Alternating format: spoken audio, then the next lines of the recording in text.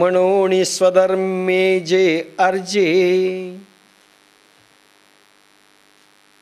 भगवंतानी काही मार्गातनं तुम्हाला समजा काही संपत्ती दिली, त्याचा विनियोग मात्र फक्त स्वधर्मासाठी. कोणतं? गुरु, गोत्र, अग्नी सगळं सांगितलं आहे. द्विज, आत्मयज्ञ करणारे, हवन करणारे, कॉज, सेवा सगळं आलं. फक्त त्याच्यासाठीच करा. स्वधर्मेची विनियोगी जे, बाकीच्यासाठी अलाउड नाही. आपल्याकडे तर फार मर्यादा आहे बरं का. स्वधर्मात राहणारे बोटावर मोजणे इतके आहेत. लोकांकडे करोडोचं दान देत असतील लोक, त्याच्यातनं मठ आणि मंदिरं फक्त उभे राहिले. ज्याला ओशोनी निष्प्राण म्हटलंय, निष्प्राण, प्राण गेलेले मंदिरं आणि मठ आहेत. निष्प्राण. आणि ह्या ठिकाणी प्राण उभा केल्या जातं. आत्मचेतना, आत्मचेतनेचा विस्तार होतो, कैवल्यपद प्राप्तीसाठीचा प्रयत्न होतो आणि माणसांचं पूर्ण ट्रान्सफॉर्मेशन होतं. त्याला देणाऱ्यांनाही मर्यादा आहे. कारण भगवती कोणाचंही घेईल असं मला नाही वाटत. एक काळी येईल त्यावेळेस येईल. मागे जसं आलंय, फक्त ह्याच कार्याला लावा. सगळ्याला नाही आणून उभं केलं ना अजून आपल्या मार्गात, नाही आणून उभं केलं. कदाचित त्यांचं नकोही असेल. आज ज्यांचा पुण्याचा ठेवा वाढवायचा आणि पापाचे डोंगर संपवायचे, त्यांनाच बुद्धी होईल. त्यांना बुद्धी होईल, बाकीच्यांना नाही. म्हणून स्वधर्मालाच विनियोग करा आणि स्वधर्मालाच अर्जन करा. मग उरे ते भोगी जे संतोषेशी. उरलेलं भोगा, उरलेलं म्हणजे सगळे जेवल्यानंतर सुनेला, पोरं जेवतील, नातेवाईक जेवतील, पाहुणे जेवतील, सासू सासरे जेवतील, पतिदेव जेवेल, मुलं जेवतील. उरलेलं किती राहील? म्हणजे 90% भाग तुम्हाला विनियोग करायला सांगितला आहे आणि 10% खायला सांगितलं, ठेवायला सांगितलं, असा अर्थ आहे. तरी पण आपण फक्त 10% म्हटलंय भगवान म्हणून सांगितल्याप्रमाणे. पण ज्ञानेश्वर, भगवान गोपालकृष्ण सगळ्यांनी 90% याच्यात तुमची संपत्ती लागली पाहिजे असं म्हटलंय. 10% फक्त विनियोग करा.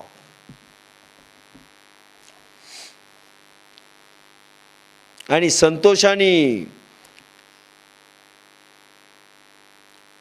सिद्ध महायोगी विज्ञानी आत्मधर्माच्या पद्धतीने मिळवावे व जे मिळेल ते आत्मधर्माच्या गूढ रीतीने विनियोगावे, अर्पण करावे. मग जे उरेल ते संतोषाने उपभोगावे. फक्त तेवढाच उपयोग घ्यायचा. राजा किती उपभोग घेतो? राज्य असतं, अफाट संपत्ती असते. उपभोग किती घेतो? पोटाला लागतं एवढंच की जास्त घेतो? अखेर तुझला जागा लागे 3.5 हात वेड्या, 3.5 हात, बाकी काही नाही लागत. किती लागतं माणसाला? आणि खरं सांगा, स्वतः करता माणूस, हे पहा, चौचाल रीतीनं तुम्ही कुठेही उधळणं ती गोष्ट वेगळी, पण स्वतःला फारच कमी लागतं. काहीच लागत नाही. चोचलेत बाकीचे. उपभोग घ्यायचं तर किती पैसा लागेल? उपयोग घ्यायचा आहे त्या वस्तूचा तर फार थोडं लागतं, काही लागत नाही.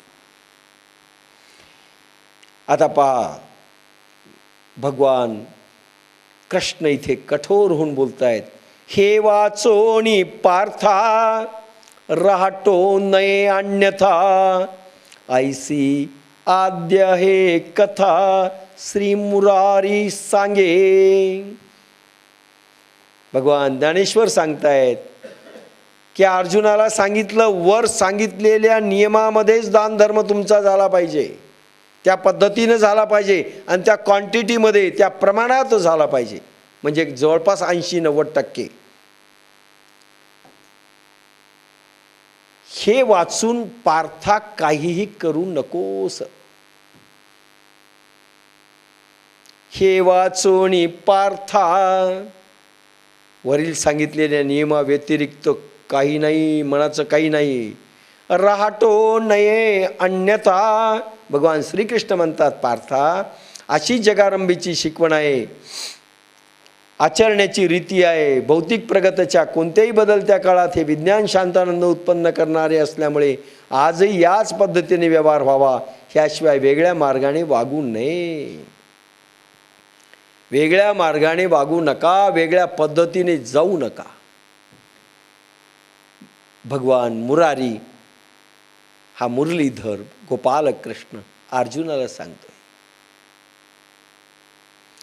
जे देहची आपण पेमानिती आणि विषया ते भोग्य म्हणती, या परतेन स्मरती आणिक काही.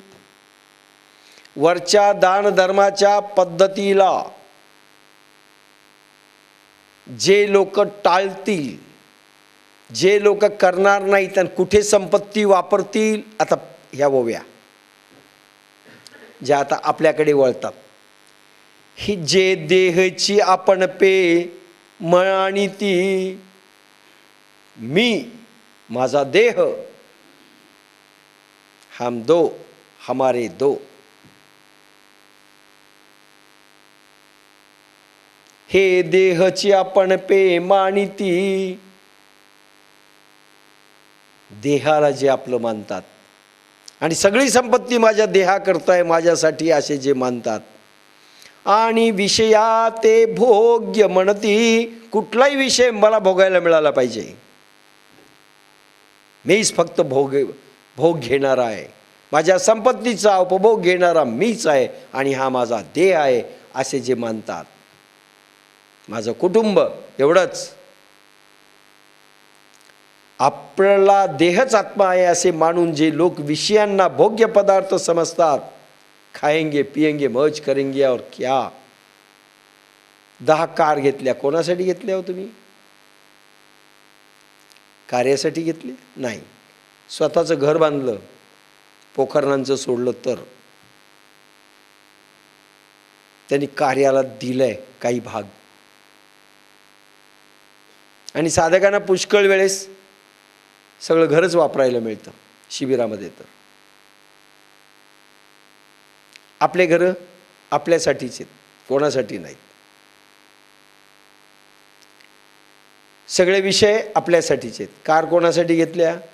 आपल्यासाठी. आपण प्रत्येक प्रश्न विचारा, पैसा कोणासाठी? प्रत्येक जण म्हणेल आमच्यासाठी. विषय आपल्यासाठी, वस्तू घेतलेल्या घरातल्या आपल्यासाठी. त्यांचं काय हाल ते भगवान सांगतायत. जे देहची आपण पेमानिती आणि विषया ते भोग्य म्हणती, या परतेन स्मरती आणि काही. या पलीकडे ते पाहतच नाही. टिप्पा परकीय तत्ववेते अचिंत्य तत्व मानू लागले आहेत. येथे विज्ञानी पाया उखडल्यामुळे अज्ञान आहे, विश्वास उडाला, संशोधनी बुद्धी नाही. हे देहची आपण पेमानिती पाश्चिमात्य संस्कृतीमध्ये ढळलेले स्वार्थ, सेल्फ सेंटर्ड माणसं, स्वार्थी माणसं. देहभाव आपला आहे म्हणणं म्हणजे सेल्फ सेंटर, माझ्यासाठी आहे आणि द्यायचं झालं तर मी देतोय, हे सगळं मी कमवलं, हे सगळं माझं आहे, माझ्यासाठी आहे आणि सगळे विषय मला भोगायला मिळाले पाहिजेत, माझ्या घरच्यांना भोगायला मिळाले पाहिजेत, इतरांची काही गरज नाही. या परतेत ते स्मरत नाहीत. रात्रंदिवस त्यांचा हाच टावा असतो, माझ्यासाठी सगळं पाहिजे.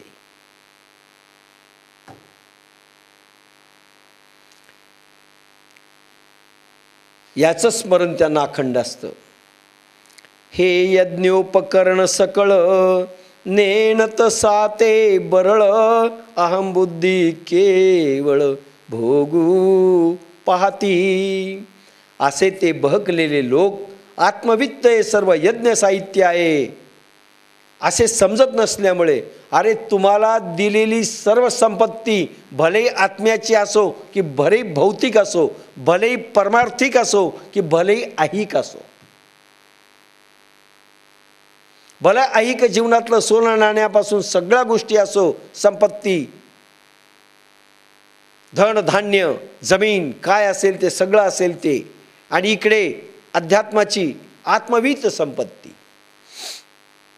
ही जे लोक आपलीच मानतात, अरे यज्ञ साहित्य आहे रे बाबा, भगवान कृष्ण म्हणतात हे आम्ही तुम्हाला दिलेलं यज्ञ साहित्य हवन कर त्या यज्ञ पुरुषांच्या चरणी. बँक बॅलन्स ठेवू नको. हे बहकलेले लोक आत्मविते सर्व यज्ञ साहित्य समजतच नाहीत. अरे कशाकरता दिलंय तुम्हाला? यज्ञाला हवन करण्याकरिता दिलंय. आणि यज्ञ कोणासाठी करावा? गुरुगोत्र अग्नी पूजी आलंय ते सगळं. फक्त त्या कार्याला दिल्या गेलं पाहिजे. यज्ञ साहित्य आहे आणि हे सोडून फक्त उपयोग घेण्यापुरतं तुम्हाला अलाउड केलेलं आहे, उपभोग घेण्याकरिता नाही. उपभोग घेण्याकरिता तुम्हाला किती संपत्ती पुरणार नाही, किती पुरणार नाही. ते यज्ञ साहित्य नाही, पाप निर्माण करील ती. असे समजत नसल्यामुळे केवळ अहंकार बुद्धीने त्या सर्व संपत्तीचा उपयोग घेत असतात. अहंकार बुद्धीने, अहंकार मी कमवलंय, माझं आहे, अहंकार बुद्धीने आणि उपभोग घेत असतात. माझंच आहे, मीच वापरील, मला कोणाला देऊ वाटत नाही. इंद्रिय रुची सारिखे म्हणजे कमीत कमी भगवान म्हणून इथे ते 90% सांगितलंय, पण हवन द्रव्य 10% तर हवन केलं पाहिजे ना. निदान 12 महिन्यातला 1 महिन्याचा पगार, 12 महिन्यातली 1 महिन्याची संपत्ती कमीत कमी भगवान म्हणूनच्या माध्यमातून यांनी ते सर्वस्व दान भेटलंय, त्याच्या कमी नाही म्हटलं.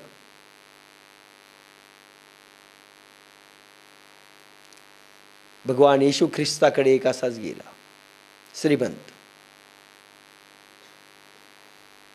काही सोनं आणलं त्याने, काही अशर्फिया डॉलर्स आणले, चरणावर टाकले. काय म्हणले? साक्षात्कार पाहिजे मला, मी संपत्ती दान करतोय.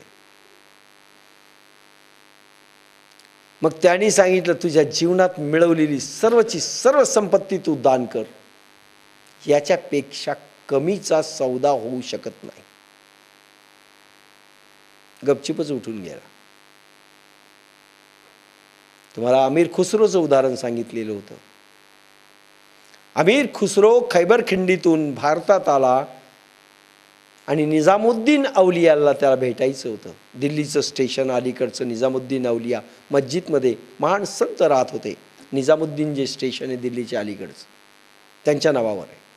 निजामुद्दीन अवलिया महान फकीर होते. त्यांच्याकडे कोणी काही दान धर्म करायचा आणि ते कोणी निडी पर्सन्स आले त्यांना देऊन टाकायचे, घेऊन जा. एक जणाला 3 दिवस राहिला, लग्न काढलं होतं, पैसा नव्हता पोरीसाठी. म्हणे मला काही मिळेल का? बस म्हणले, जे येईल ते तुला देतो. 4-5-7 दिवसात आला तर फार थोडंच कदरू लोक आले होते, फार काही कोणी दान दिलाच नाही. म्हणले इतक्याने काय होत नाही म्हणले, माझं जातो म्हणले, आता किती दिवस थांबू. निघाला. हे म्हणले मग असं कर, चांदीच्या खडावा घेऊन जा, माझ्या विकून टाक. आता गुरुच्या खडावा कुठे टाकाव्यात म्हणून त्याने डोक्यावर घेतल्या आणि चालायला लागला. आणि डोक्यावर घेतलेल्या पायाच्या खडावा पाहिल्यानंतर अमीर खुसरोला वाटलं, अरे कोणातरी महान संतांचं दिसते ते, याला विचारू हा खडावा चांदीच्या आणि डोक्यावर कसा घेऊन चालला. त्याला बोलवलं, इकडे कोणाच्या खडाव्या आहेत? म्हणजे विकायला घेऊन चाललो. कोणाचे आहेत? पण निजामुद्दीन अवलिया. कशाला घेऊन चाललास? म्हणे मला विकायचं आणि पैसे घेऊन पोरीचं लग्न करायचं. म्हणे तुम्हाला विकत देशील? हो, देऊन टाक. काय किंमत आहे? ते म्हणे तुम्हीच सांगा. बरं झालं म्हणलं, बाजारात जायची गरज नाही. ते म्हणले माझ्या जीवनात 39 ऊठ संपत्ती घेऊन तो आला होता अरबस्थानातून. 40 उठावर ते लादलेली संपत्ती, हिरे, माणकं, मोती, सोनं, डॉलर्स काय असतील ते, पैसा, दिनार. 39 ऊठ देऊन टाकतो म्हणे तुला. एकच ऊठ राहू दे, गुरुच्या चरणावर घालायचा. त्याला तर हार्ट अटॅकच आला. हर्षवायू, काय म्हणताय म्हणले. हो, अरे गुरुच्या चरणाची खडावा आहे ना, त्याची किंमत माझ्या जीवनाची सर्व संपत्ती होऊ शकते, लक्षात घ्या. इतकी अनमोल आहे ही. ज्याला जाण असते, सर्वस्व समर्पण. पण येशू ख्रिस्तांनी सांगितलं याच्या कमी सौदा नाही होऊ शकत.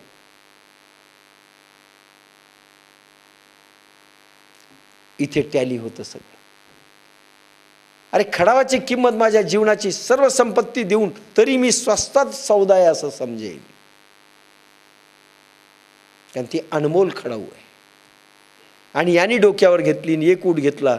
गुरुजी 39 ऊठ देऊन मी संपत्ती खडाव माझी विकत घेतली तुमची.